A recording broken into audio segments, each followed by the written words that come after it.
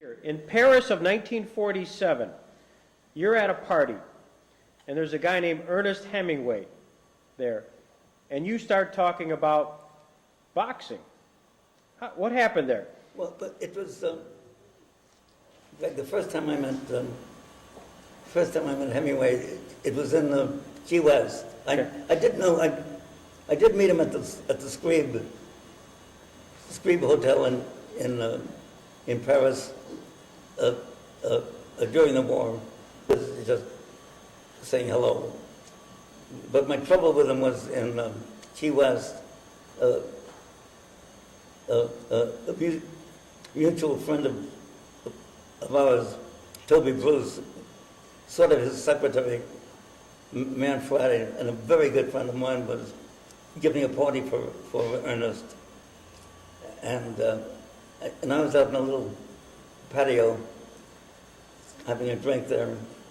First, and he was in shorts, not shorts exactly. It looked like windows that had been ripped apart. He was wearing the upper part of it.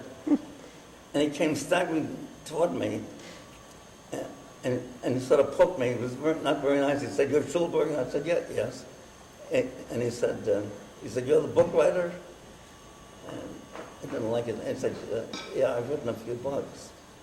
And the next thing he said was, "Well, what the hell do you know about boxing, for Christ's sweet sake?" And he ran me down a list of famous fighters, one after another, famous middleweights. And at the beginning, I answered them as quietly as I could. Yes, he was a great middleweight from Philadelphia, this thing.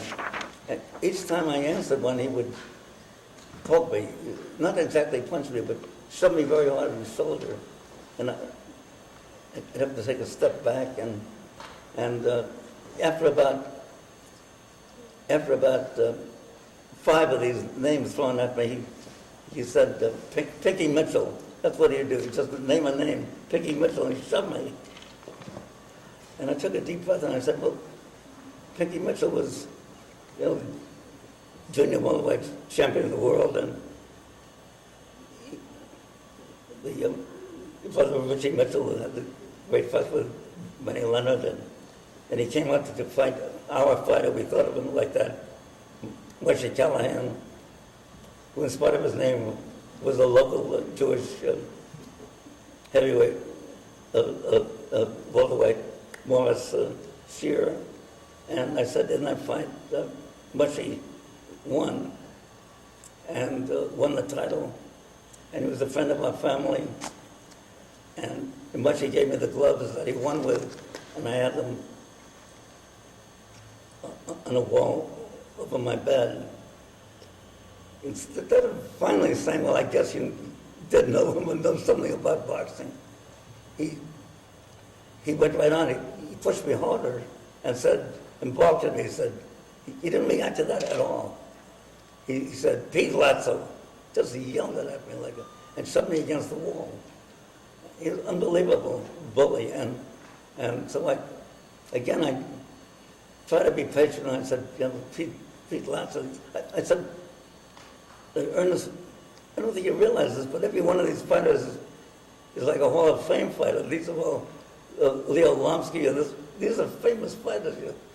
And Pete Latzo beat Mickey Walker, famous fighter from Scranton, Pennsylvania, excellent fighter. And I said, after he retired, he went back to Scranton, and is now an organizer for the Teamsters Union.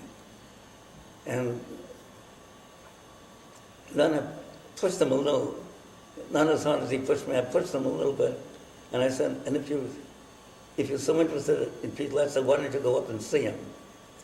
And he wheeled and walked away and went back in the house. And I was leaning against the wall. I still remember it. I leaned against the wall, seething. I was so, God, this great fighter, this great man, behaving like an idiot, really. And Toby was Toby, he came back with a Bloody Mary for me, and he said, Papa's in the kitchen, and Papa says he likes you. And I said, Toby, you go back and tell Papa that I admire him very much, but from now on, I plan to admire him from as far away as I can get. That was pretty much, the Hemingway stories go on, but that's just one of many, many.